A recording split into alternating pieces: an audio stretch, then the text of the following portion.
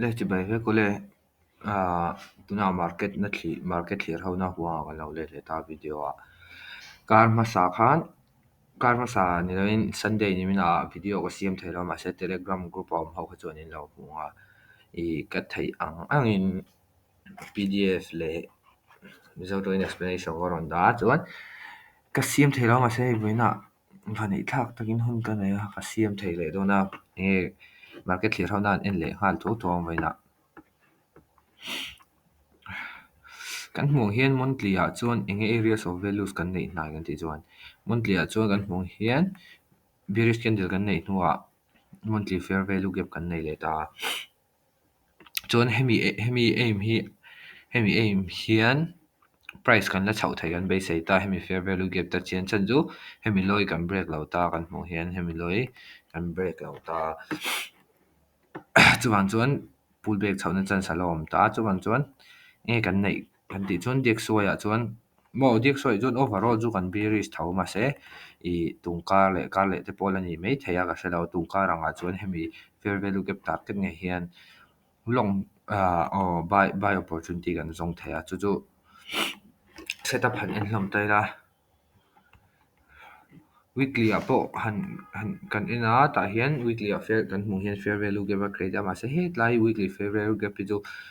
kan hmuh hian karma sa khan a rawn touch a chho kan be se a chu thleng lo ta chuan tunah hian weekly thar fair value gap thar a in siam le dawn ang hle a hei ta in weekly lo kan nei tawh a chu daily acting nge awm kan en le a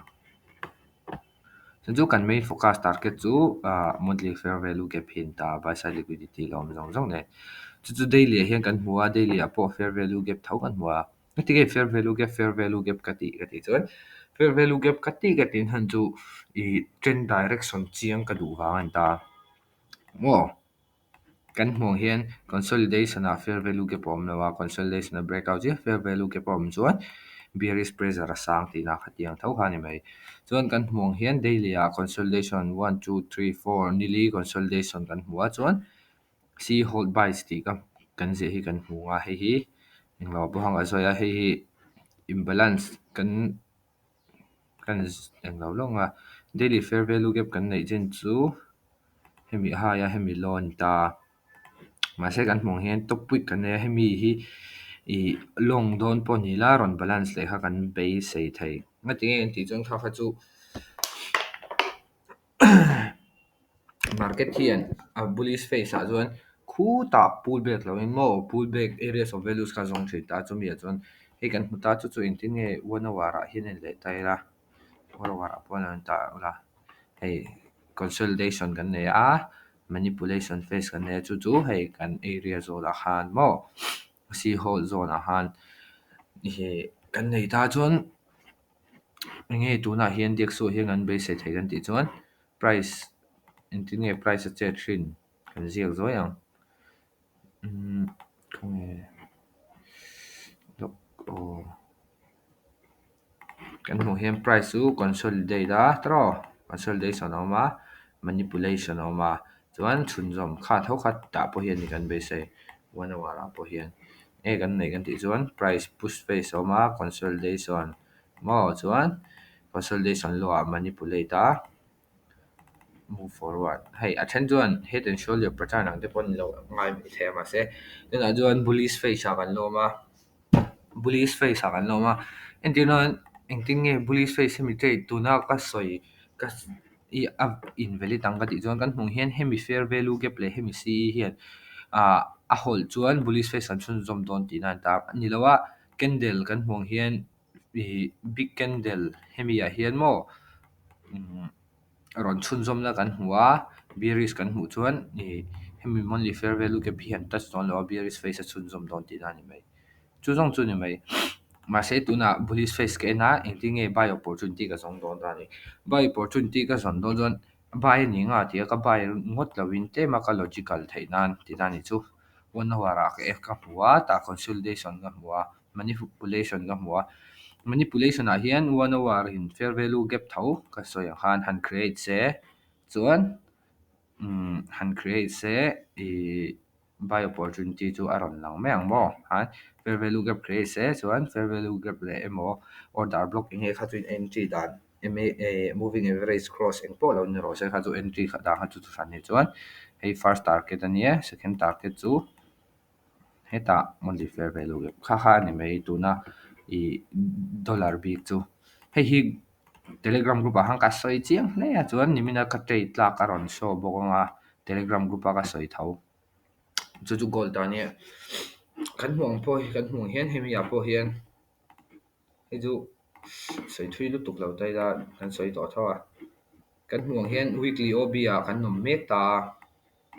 mai weekly tang soi ngai ni kan huang hian không ai price som kan ti chuan kan huang hian pullback push kan nei a chuan weekly order block a kan om mek ta chu chu kan thil nei thei chun chun ta ni weekly order block a kan oma ma se enge daily min hmu tir weekly order block a kan oma daily chuan kan huang hian push consolidation pullback kan nei a push kan nei le a consolidation kan nei le a daily hian bullishness engmah min la hmuh lo ta chuang chuan weekly OB hi hemi lo hi kan la target thei rin ama chan chu enge thleng kan ti chuan hei fair value gap tho kan soi lek tuna ta push kan nei a bearish fair value gap kan nei a fair value gap chunga ron pullback a push face kan nei a chuan ta fair value gap kan nei le a chuan i entry siam theina na tha dang kan nei le a hei si rebalance kan ti kha hei hi chu eng ang pon eng tin nge ka soyang kas ni soi thim maybe lo entina mi dan chon OB te ron ta ma se price hian I entina a strong hun lo alo om ta price a strong vak lo chon order block thleng te por ron pull back ta ka tro ma se price hi trending strong a chuan a chan velek te ron pull back a kha han ka areas of values pani hemi hian a hold tem ti ha ka en don chuan hemi tang hian entry ka siam thei tho em siam thei tho ma se a hold tem ken don chuan 1 hour a ka chuk thale ang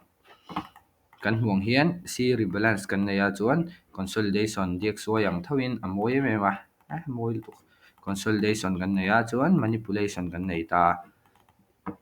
kan huang hian tuna hian hi box lo ti sau tai la at nok kan huang hian consolidation manipulation kan nei ta chu chu kan si rebalance zone an ta chu mi a chuan te conference dang kan nei le thei kan hmu ang hian ta hian enge 1 hour a kan la nei 1 hour a fair value gap kan la nei ta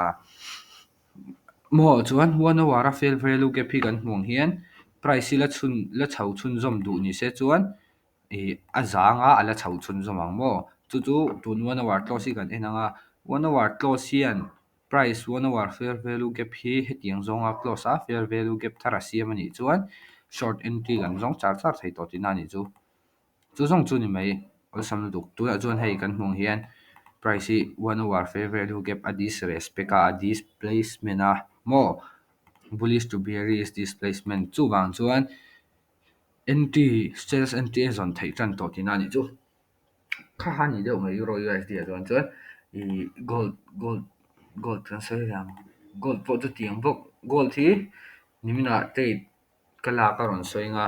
gold chu 1 hour ai sang kalawa ngai le daily hi kala ngai le si kan hmong hian gold po house ha chu lo lang se ta daily order block kan nei ma se mi order block hi nga tinge arin tla ka buy scenario ken lo kan di chuan higher break lawa chu wang ngot po chuan hemi daily order block hi trade in a ka en lo mo chuan a hnai te kan inanga daily a pullback kan nei a push kan nei le a fair value gap kan nei ta ni chuan fair value gap kan nei chuan enge kan nei ta supply kan nei boka khoi zong nge thlen don engma ka se lo mo heta thleng don fair value gap atanga riak dong nge supply tanga riak don ti ha daily a chong ka se lo ta ni chu chu inte ka inang ka di zon hourly a thaulo war time frame tangkai na hain ta chuan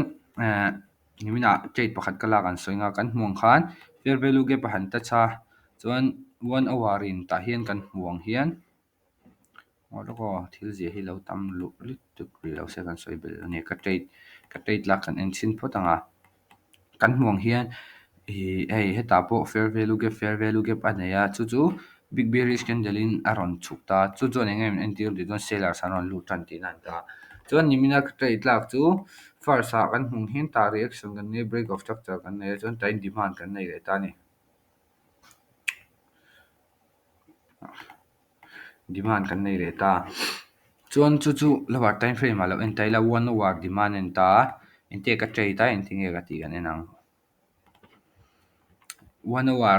demand a kan ron chho che 1 hour demand a kan ron chho in enge market in min pe kan hmung hian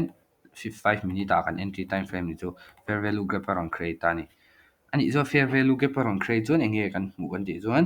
1 hour a kan a chhuk du ti kan hre to chu lower time frame a chhuk du ti khan a ron ti chiang le ta entry kan zong tonga chuan first entry ka entry ha telegram a kharom post anga ta chuan video siam pa in ka dalang video edit kala siam la to la dalang thela chuan first fair value gap kan ne kan hmung hian a push thale thuye me ma chuan chuan a ron chho le ha bei se yom to lo ni second kan ne ya second fair value gap a reaction kan hua na lu tuk tak main second fair value gap a reaction kan ne ya hemi kan hmu kan nei zo hi chuan entry ka du to hal plus hemi a hian entry thei lu tuk to ni 1 2 3 three face of fair value gap mo khoya poi enter thaya stop loss ouch ati nge ya ti kha na stop loss fair value gap candle high cover anga engei target thei ta relative equal low ho chunga trade tlak big te chu ka ron so yang ta han trade kalau in lawa kala man lawa ma se kan huang hian fair value gap atanga reaction a engem kan nei kan ti chuan fair value gap hi lo delete to taila an hok me me a te sai na chaw ni chuan order block kan nei ta entry chu ta in ka seta order block a hian tlai vela hian ni kan hria entry na sakha chu chuan ta fair value gap siam2 candle chunga stop loss chuan target chu hemi low 1:3 target na lu tu kan nei a tok che ni chuan hemi low thleng hi kan la target thei ka ringa ma se kan hmuang hian target a hi ta a ron chho le a chuan chuan 1:10 risk to reward tiang te khang te kha chu mo tiang yu thleng thei tak tak lo a han ngai ta pro social media te point hu mai thela tiang kha chu a thleng don lo chu kan pom si mai 1:2 1:3 ha tok lu tuk mo risk ai tam cheng khat ka risk cheng thum ka lo che chuan cheng khat a le cheng thum a han boi lo lan kina capital lian anga la tam don chuan tuna po dek suai te ang thoin chuan ta hemi hinga te ka lak chan ngan ti le ni mina po khan hemi short ka lak don hian Monday ni ti ka hria chuwang chu ni ka hol tang lo I for example ama ka soi to thong han Wednesday te Thursday te chu ni se swing low swing high weekly swing low swing high touch na san sa sanga Monday le Tuesday a chuan manipulate me ma chuwang chuan a lo thleng te pawh ka hol do chan ni chuan baka heta fresh demand kan la nei ta fresh supply sorry chuan enge kan nei kan ti chuan a hma ka soi tho thin ta relative equal law mo hai nang kan soi ha mi te chuan double top an lo tiang khan te pawh ha kan soi ha kan nei ta chuwang chuan price hi a ron ta cha ron la chhaun chan a awm awangin ka ngak ta enge kan nei kan ti chuan kan hmung hian I euro USD ang thawen ta bull sin kan chho le a bull sin ti da big candle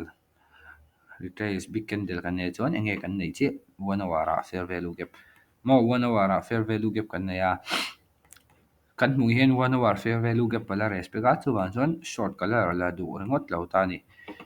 san chu tuna hian short kala du 1 hour a ron nei chuan he tlai lo poka target thei to chuan chuan ka risk to reward a hazong ka buai lo ta ni chuan market top han chan tum te khang ai kher lo ta tuna po ni gold ta big hian kan hmung hian fair value gap body close alom lo a hemi body close oma for example kong thil zin te ha body close clear close oma hourly a pullback a mo khoyang pullback don chu ka hrelo ta 5 minute a entry kan zong lenga ta poni thei ta pon thei chuan he ta te po han pullback thei ti han shorts kan zong ang chu chong chu ni mai ta ma se 1 hour fair value gap hian a hold ani chuan bullishness kan la nei thei a be sei om euro big hilo en le tela euro dollar chu short kan en thei to 3 hour candle ni nga 15 minute kan ang nga a hai siam na hun hi ka du lo kha ma ya tu chi chau vel ni ma ti nge ka ti chuan hi London te ti hian hai siam hram ham se chu chumi na min en chu hai siam hram chuan chung te London te ang lo den hai siam chuan high probability trade in between mo tuna hian hei minute thum chi om to a 1 hour candle close nan hian chuan 1 hour candle hi close se New York vela zandar sari le san vel chau vela setup om tur angai taila short setup chung chu ni deuh mai hemin a chuk du timin mu chian tir to khop mai a tiang che chuan tiang che jang i dexoi pom se dexoi jo fair value gap la create a create don tran thawa chuan kan hmu hang consolidation manipulation face ani nge ni lo hei manipulation ani nge ni lo ti kha video la soi tai le thok tai la tien consolidation om ta tro so a chang so na break tlang po panga ti khan na follow up thai tho chu hei manipulation ani nge ni lo ti kan chin no zon chin a ka soi fair value gap tho fair value gap ka ti char do fair value gap atanga in zero san ju entina i market structure te lo ziak tai la tian ti hian om don ti tai la ma ka en thin dan chu ka fair value gap point tha ka tin san chu ti hian om ti tai la market kha fair value gap sim lo bon tin tereu te in tin a om thei tho kha wang han he tiang che nom se a chho lo na chuk tlang dei thei kha tiang face kha tam lo zo market kha a bullish dhuni zon bull scenario kha min mu se mo he ta entry ka tum khe rangai lo bull scenario kha min mu se bull scenario min mu to me zon không bull scenario min mu to mi chuan ta po entry la khi ta ka target alo mo chuan man hmongai lo fair value gap ka nga zel na chan le fair value gap atanga reaction ka han chan te ni chuan tungkara ka man karinga fair value gap biga enge fair value gap tha enge fair value gap engtin engtur nge ti kha karon siamanga chuan tuna dong kai ne lai se khati hang karon soi thuk tok to a in lok pui po renga chuan telegram group link te po ha i description a hanom ha chuan i abik tein telegram group a ha chuan ka thayang to vai active ka tuma active hi har ve thin lo do student la ve jongo i telegram group a han i nimina hang karon post ve kan ni nimina ka setup gold 1:3 trade hemi heta trade ka law bo kha karon post a chu ani deuh mai in lo en do ni ka han deuh mai ha per dang chu en to si long hem te pathumai ka lungol du du da him per dang chu lo che ver si te se kina recommend in nei chuan hello en ve lenga nifty po chuk tha thui hle mai a khazong khani mai phut phot